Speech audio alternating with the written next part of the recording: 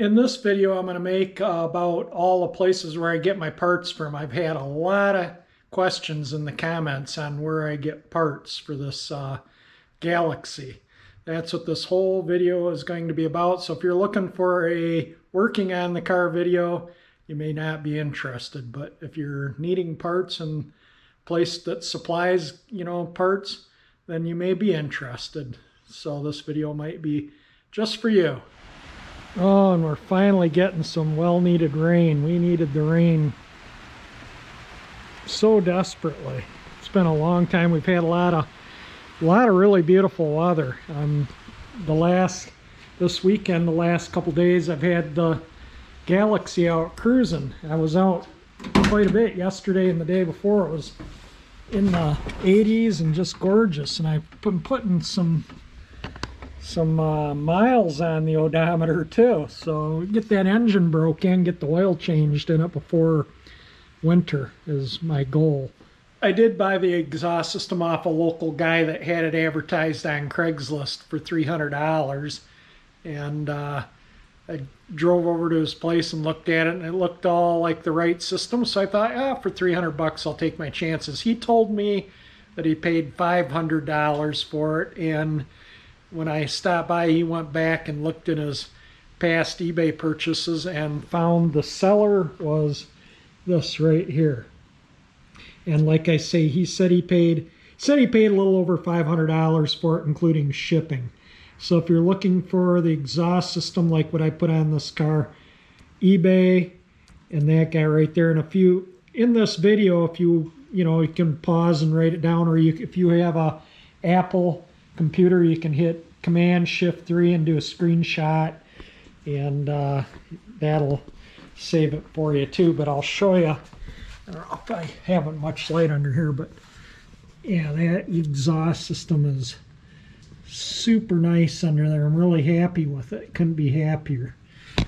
And so that's the exhaust system for everyone that's asked about the exhaust. This is where I had the cylinder heads rebuilt for the 352. I had them done so they can run the unleaded gasoline. This is another guy I used. I think I got shock absorbers from him, NOS. I don't remember. I think 2 of the shocks. I think I had 2 in my parts stash, and the other 2 I had to buy. I just don't remember, but he's a good supplier of parts too. 1932 to 70 Ford parts is what he deals in. The Power Tune, that carburetor cleaner stuff I use from Mercury Marine, that's where I get it. He has the best prices, even including shipping. You can't beat his prices. I picked up a lot of the plastic fastener stuff that holds wiring harnesses, clip stuff like that from this company right here. This is where I got all engine rebuild kit parts from. I'm happy with everything I got from them. They're good quality parts. They all worked well. This isn't too far from me. He's a heck of a nice guy. It's an old school radiator shop, and they're kind of rapidly becoming a thing of the past. And, everyone just, I'll go and run out and buy an aluminum radiator, which they really don't work any better. I mean, yeah, aluminum can dissipate heat a little bit better, but really when it comes right down to it, the old factory radiators really are just as good if they're clean and maintained. And for the radiator being flush, cleaned and everything, tested, and he had to add a little piece in it into the tank and record the heater core. The total at the radiator shop was $226, and he did the gas tank too, cleaned out the gas tank also. I have not checked the coolant for a while in it, but it's still good. See that little like collar that's down in there on below where the filler neck is, that little brass or copper, that was not in the radiator, and he says that's important on the V8 cars, especially the big block cars. So he installed that. This was, I think, a Record radiator when I bought the car. The radiator was in really good shape when I bought it. And he basically just cleaned it and soldered in that new piece there. He obviously had to separate the tank and resolder it in, but he does nice work, and he you know, it came back like a brand new radiator. And the engine, when I put my little thing on, it runs about 182, 183 degrees pretty consistently on the top radiator hose, and usually that's the hottest water is in your, you know, your thermostat housing and your top hose. So it keeps the engine cool. I got the stainless steel hydraulic brake lines from this company and the transmission oil cooler lines from them too. And the brake lines fit like a glove, other than they had given me the wrong one that went to the master cylinder to the block. And they made that right. They took care of me. They were between here and where the house is in Romeo, so I stopped there when I go up to Romeo. And once I pointed out they made the wrong one, and the ones that went over the axle they made were 65 lines, not 66 lines. He didn't realize the 65 and 6 rear brake lines were slightly different. And so when I got the kit, he had given me the kit for the 5 thinking it was the same as the 6, and it turns out it wasn't.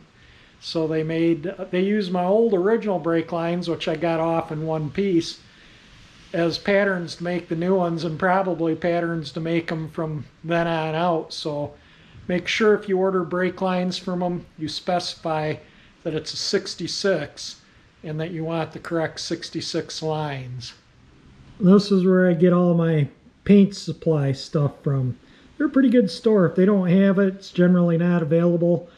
I do buy my trim paints and these. That trim. This is what I painted the rocker panel molding, the black on it with, and the radiator grill and anything else that needs black.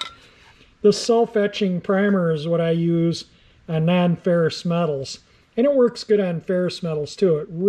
It etches into the metal, literally bites into it, so you get really good adhesion with that. And then this is a high build primer, so if you have some marks or something you want to fill, you can spray this on, sand it out, and I like the Cesium. These are good products. I'm really happy with them. Then I used on the chassis, I bought this in quarts, but I also bought a couple spray cans for touch-ups or spots I missed after I did it. But I bought it, you can buy it in quarts or in spray cans. It's the exact same stuff. And that's what I primed all the undercarriage with before I painted it with this. This I find, this old, the Rust-Oleum products I find, you know, I've done, this is car number 51. And I've tried everything under the sun, all these expensive, you know, products, a Pour 15, everything you can dream of under the sun.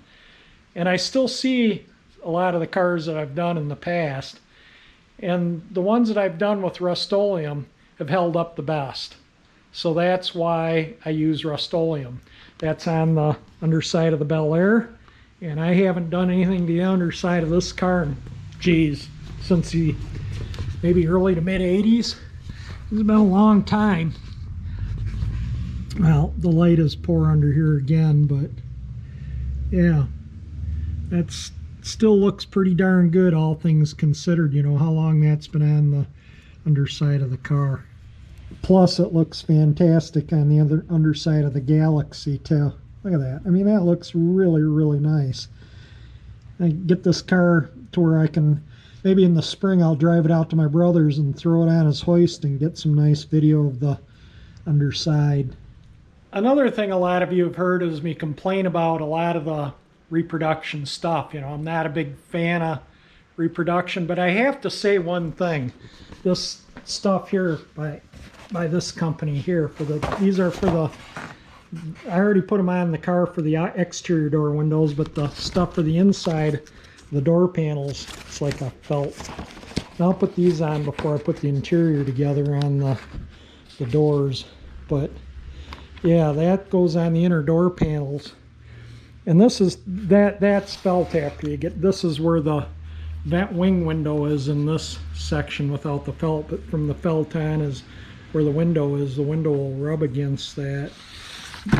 I have to say, of all the reproduction stuff I bought, that's This is top notch. I have nothing bad to say about that. That's really good quality.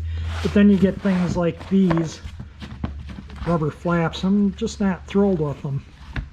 And I'm going to put the originals back on, but I'll do that closer to when I got to get the tires and wheels off to put new white walls on it. And I'll bead blast the wheels and paint them gloss black before they get new tires. And while it's all apart, I'll put these flaps back in there. They go in the lower inner there. This goes up against the inner fender well way in, and then this is out where you almost can see it out here. Kind of covers the boxed frame and kind of goes in, covers all this up in here, protects it from crud from the road, makes it last longer.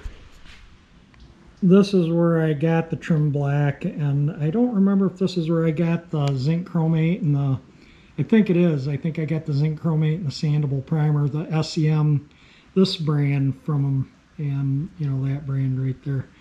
And their prices were a lot better than the GNC Paint Center. That's why I had ordered a case at a time. So with these paint chart things, I got some paint to match. I don't remember what project I was working on, but I needed this that would stick to, like those plastic bumpers and stuff. And I don't, honest to God, I don't remember what I used this on. I guess, it's age. But this is, a good product right here. And the 7.3 is this color right here. And as I remember, that matched what I needed to paint perfectly. And so it's good to have like your paint charts. So whenever I go to places and I get paint or something, if they have something that I need, I get them. And I have 5 of these. So these are all PPG paint colors. And there's, every kind of car and imaginable. I think I got, I don't know, just tons of them. And, you ask me if I can look something up. No, it's just, I'd have to dig through books for hours to try and find a specific color or something. But, it's just nice when you need to match paint. You can go through and find, and then you can give the numbers to the paint shop and they can mix up some colors. So like here's 87 General Motors Corporation exterior colors.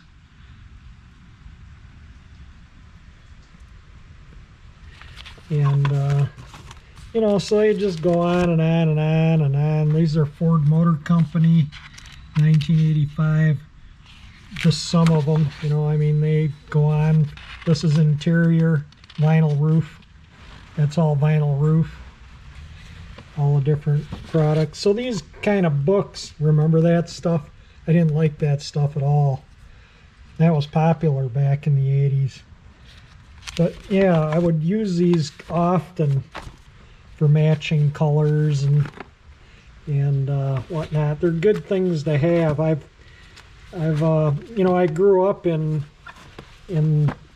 little town of Romeo, which is a suburb of Detroit basically, and most of the people that were my neighbors worked for Ford, GM, or Chrysler, and a lot of them worked for Ford because the proving grounds was out there, and there was a tractor plant which became the engine plant, which manufactured the engine in that pickup. The 4.6 liter that's in that truck came out of the Romeo engine plant. My neighbor across the street reckoned he put the pistons in it.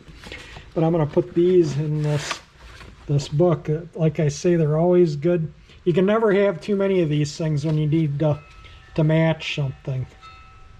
And I did get this from a neighbor back, 20 years ago or so. He gave me a whole bunch of them. And a shop manual. Always get a shop manual for the exact vehicle you're working on. I have one for that. That one uses a 58 shop manual with a 59 supplement.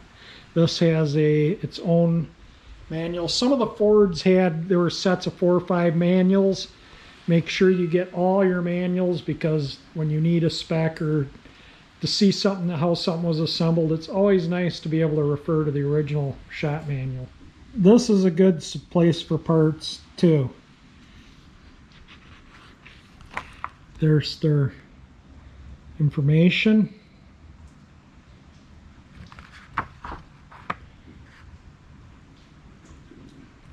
They'll probably send you out a free catalog if you request it. I'm sure any of these companies will. This is where I got the paint for the engine compartment. They advertised it as a quart. It was far from a quart. So be prepared that you're not always going to get what you think you're getting when you buy from these companies. I don't even remember where that paint was in here, but they have a lot of stuff in here too. And I've bought other things from them. I think the coil springs I got from them, and they're pretty helpful with that, with finding the rear springs. So, you know, they're a good company to deal with, but just be prepared if you buy paint by the quart, you're not going to get a quart. You're going to get, I'll show you.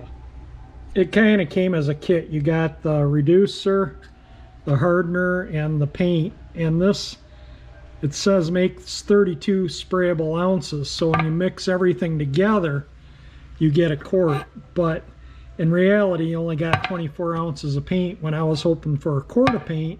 And then this and this would give me enough to mix up so I'd have more than a quart. I was figuring a quart to do the whole inner fenders. There's maybe that much left in here. It's not mixed. I mix it in separate, but this is still, you know, up to there. And that's probably up to about there. And maybe a little bit more, but this, yeah, they advertised it as a quart and it was 24 ounces. And I'm just trying to be honest about these places I buy parts with. They've been really good to me. They've sent me parts when things were missing from things. I did receive a couple things from them that were, the flaps for the inner fenders were missing the little plastic push clips that hold them on, and it was supposed to come with them. But they made good and sent them to me, so that's all good. And this company, you know, after I read the fine print, I saw it was a 24-ounce can and not a 32, even though their ad said a quart, you know, in bold print. But when you read the fine print that you need a magnifying glass to read, then you see it's 24 ounces. This is another company I've ordered parts from, and I'm pretty happy with them too. Let me see if I can find well, there's a phone number. And again, they'd probably send you a free catalog if you gave them a telephone call. More information there. So just kind of, you know, giving you, looks like they even have like the power brake booster that's on this car.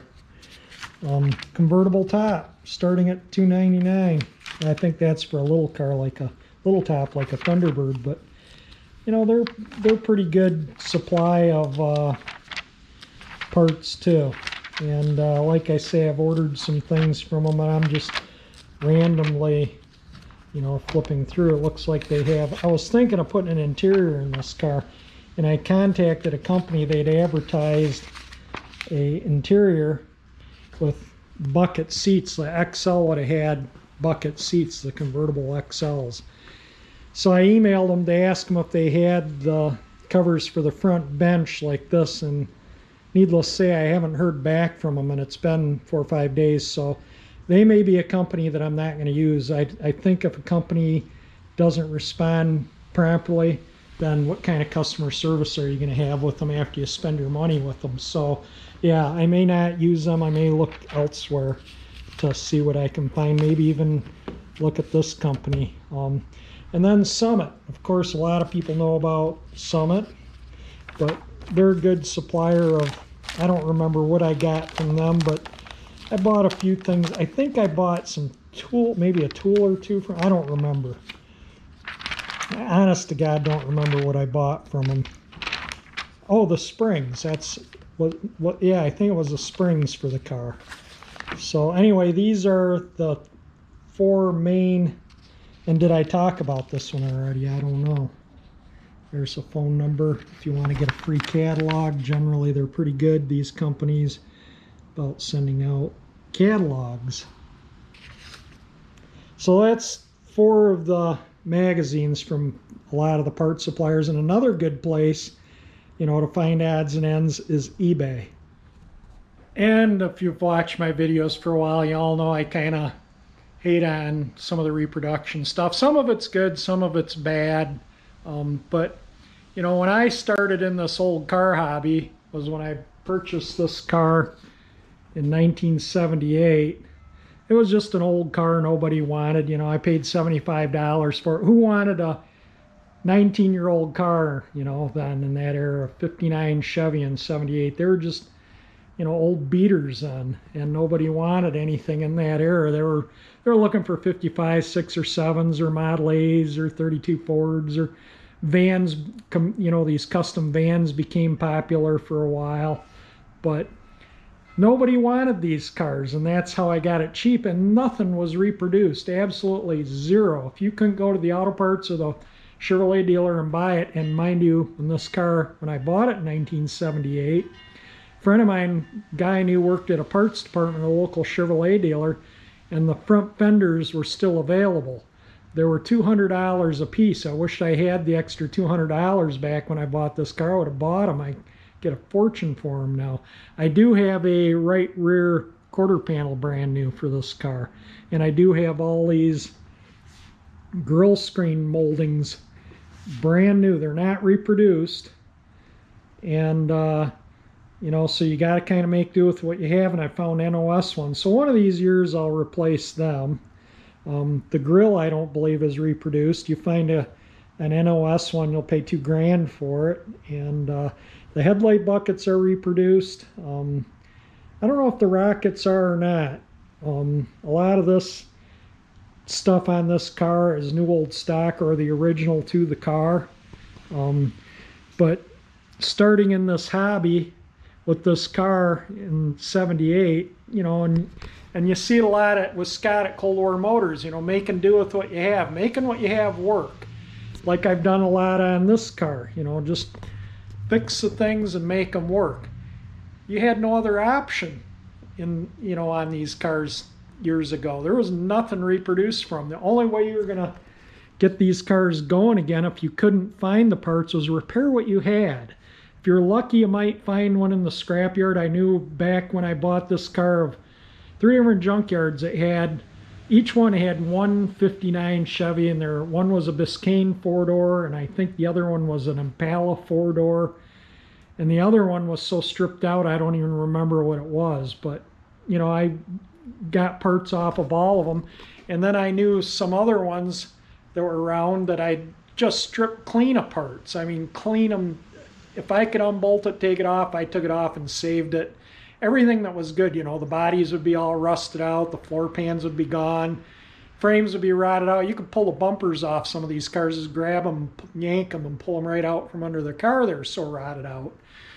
So they weren't worth, you know, saving. The cars were not worth saving, but they're a gold mine in parts. And when they don't make those parts anymore, that's the only place you can get them, is from, you know, old cars, derelict cars like that. So I would strip the parts off specifically for this car, and I ended up filling my dad's poor basement with 59, 60 Chevy parts. I know where there was some 60 Chevys too, along with 59 Chevys, and I devoided them of everything that I could devoid them of, and I even saved the fasteners.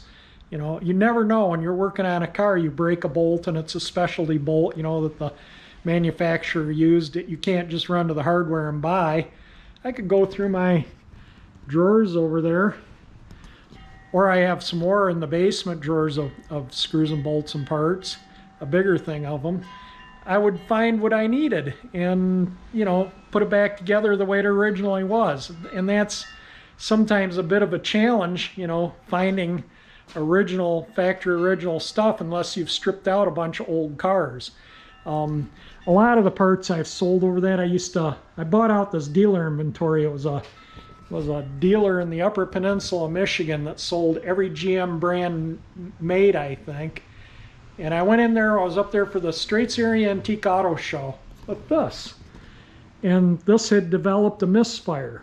And the points were burned. It still had points in it. So this must have been the very, very early 80s, probably in the early days of the Straits Antique Auto Show, and you could still get around and drive in it, and it was fun. So somebody told me that there was a hardware up the road that used to be a car dealer, and they would probably have them. So I went up there and talked to the guy. He's like, oh, come with me. Well, I'll tell you what, I've never seen so many parts in my entire life. And I says, well, how much for all of it? And he said, make me an offer. I made him an offer. He accepted it. He was thrilled to get the space cleaned out. I was thrilled to get out thousands and thousands of dollars worth of parts. I gave him $50 for this whole basement of the hardware in St. Ignace of parts. I mean, it filled several trucks. I think 3 or 4 trucks, a station wagon, and a Suburban. And yeah, and it filled my dad's basement to where you couldn't move in it. And yeah, sold one part, paid for everything 10 times over, I think. You know, I mean, I had dual point distributor cap, Delco Remy distributor caps that were, you know, they're worth a couple $100 a piece. So yeah, and shock absorbers, boxes and boxes and boxes of them. That's how I had them for this. There was not only Delco Remy shocks or Delco shocks, there was Autolite shocks too. There was DeSoto stuff. There was, you know, every brand of car I think made that was in that, parts were in that basement for. Hudson, you name it, it was there. I've never bought out so many interesting old parts, so I unloaded them all on eBay when eBay was the place to, you know, go to. I mean, eBay has really kind of gone downhill. It's a lot of just Chinese junk on there now that, you know, you buy it and throw it away the next day. This was in the era when you could buy, you know, good quality stuff, and people sold decent, you know, used parts and new old stock stuff, and you could find exactly what you needed at reasonable prices. So yeah, that's a good supply of parts. Is check out some old car dealers and see what they have in their inventory. It may not be in the computer system, but they may have it sitting on their shelf. So that's always a good place to look too, is old car dealers. Another good place for parts anyway here in Southeast Michigan, in the auto capital, for vintage, you know, parts for this era and that era cars, is estate sales. Being again the auto capital, Detroit, a lot of the people that work, you know, live in this area work for the auto industry. And you know, the old Johnny Cash song where he built a Cadillac one part at a time, there's a lot of truth in that. A lot of people, you know, just walked out the door with stuff at the Big Three and took it home. And so you go to these estate sales and you find an amazing amount of really cool stuff. And some of it, you know, some stuff you find was never meant to be sold to the public or out in the public. It was just prototypes or things they made to try and make something work better or something. And they're interesting. And sometimes when I see that kind of stuff in estate sales, I definitely buy it. And because a lot of people work for the auto industry here too, there were a lot of do-it-yourselfers when it came to repairing their cars. So finding specialty tools and test equipment is pretty common in estate sales around here in Southeast Michigan too. I got this Ergotronic ignition tester. That works great for like testing coils. I used to use one of these when I worked in the marine industry in the boat store. Test outboard coils and whatnot all the time. They work good on lawnmower coils, car ignition coils, basically any type of coil. And it'll do a lot of tests. I use that thing a fair amount. This is a growler. That's in one of my videos. You can check starter and generator armatures with that. Tells you how to do it. Another little piece of generating test equipment that, you know, I like to collect this old stuff. It's kind of neat. So when I see cool old stuff in estate sales like that, I jump on it. I have one of these down in the basement that I got for Christmas, I think in 78 or 9. It was when I you know, I had this, and my dad bought it for me for Christmas to do tune-ups on the Bel Air and his car. And then I got this Heath kit well, the screen's over here, oscilloscope, and that's another estate sale find. Oh, and then this. So in the Bel Air, and being that this video is about finding parts and stuff, this was a estate sale too, and I had to replace this in the gearbox. It's got a Muncie 318 3-speed. This is the gearbox right here, like what's in that in the Bel Air. That's exact same. That's a Muncie 318 right there. And the first gear is not synchronized, and second and third is. And in these early Muncies, they did not use like a blocker ring or whatever for the synchronizer. They put a synchronizer clutch in. And I had a hard time getting that in the second gear if I was rolling. And if I wanted to go from first to second or third back to second, you couldn't get it in. It was the point where I'd just have to wind the engine out in first and go right to third. You could double clutch it. You do what you want. You could not get second gear in it anymore. So I pulled the gearbox out and tore it down, and I found one of these a while ago. This is it right here. There's the little brass blocker ring right there that wears out in it. And there's the other one. I think one side's 2 to 3 and the other one's 3 back to 2. And your shift, thing rides on here to lock in the gear that's on either end. And I replaced this in that car long before I was making a lot of YouTube videos. I don't know, it might have been 5 or 6 years ago. And I'd made YouTube videos, but just wasn't doing them regularly. And but yeah, that's a very hard to find part. All that stuff on it's like a greasy, tarry, waxy stuff. My hands are getting all sticky touching it. It's not rust. You clean that goo off and this thing will shine like brand spanking new. But that is, so if you have a car of this, actually I don't know if this goes back to 55 or not. I think this is more of a 58 to 60 part, but that is the part number if you have a Chevy with a 3-speed manual that doesn't hit second or third. This is what you need to fix it, and that's got a new one in it. So that is one thing I've done, is gone through the gearbox, and when I had the transmission out to replace this and I had it apart, I replaced all the needle bearings.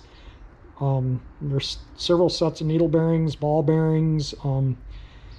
The reverse idler gear had a couple chipped teeth on it. I put a new reverse idler gear in it. I think the counter shaft was in good shape. The input shaft bearing was a little noisy and rough, so like I say, that was a ball bearing I replaced. But yeah, just a little more on parts. That's GM though, not Ford, obviously. Yeah, this gearbox also has a bad second gear synchro in it, and I've had other people ask me in the past where I got one when they've seen the video when I talk about replacing the one in the Bel Air. And like I say, that one I just showed you was an estate sale find. It was just super. It was crazy, you go and I'm looking and I'm like, oh my, I think that's the right part for the Bel Air. It looked right, so I bought it. I think I paid 50 cents or $1 for it, and yeah, it turned out to be the exact correct one. So maybe I'll do a video. I have picked up since a gasket set for this, and maybe I'll pick up all new needle and ball, all the bearings for it, a new bushing for the. I always put a bushing in the back. Crazy if you go through transmission, you don't replace that bushing, you're just nuts, because you'll have a leak there if you don't. So I might just go through this gearbox in the future, and if I do, I will do a video on it, along with when I get around to going through this carburetor that was on the Galaxie that was causing that surging. And This is, I think this is parts out of the one that's just sitting in the parts washer. I got one that I've got for parts, the one that I rebuilt that's on the car, and this one that came on the car when I bought it. So I'll do a video when I go through this carburetor. That'll probably be in the winter time sometime, you know, when there isn't a lot going on. And who knows when I'll get around to that gearbox. I don't really need it for anything. It's just an extra one I had came out of a Biscayne four-door sedan with a 235, and it wouldn't go into second gear, and the car was not restorable. It had 0 floor pans in it. It had nothing left of the floor pans. You know, that was the things that went on the cars of this era, where the floor pans were the first thing to go. You know, all the tires threw all the crap up underneath, and people would wash their car and never wash the undercarriage, and they just rotted out to no end. So yeah, it was, and you can buy all that floor pan stuff reproduction now. Back in that era, when I stripped the car that was in, none of that was available. Nothing. You couldn't buy any sheet metal, or there was nothing available for these cars in that at that time. And I have shown this in past videos. That's where I had the chrome plating done. And one other thing too was, I got this. I got this from Inline Tube last winter, and it's supposed to be simulate chrome for dash. It's called Diagraphic. I think they tell me it's for dashboards, for like when these are chrome. You see how that's all beat up? Well, originally what Ford did was they chrome plated this whole piece, and then that was just covered over and they painted it black. And the same with this whole bezel was painted, and then this was chrome plated, I should say. You can see the chrome over here. And then they would paint the color, whatever the dash color interior was, and leave this edge and this edge chrome. So yeah, there was, you know, it was just probably the easiest way to mass produce them, was just chrome the whole thing, and then just, you know, somehow they probably had like a plug or something that they used. I doubt they taped everything, you know, it'd be too time consuming.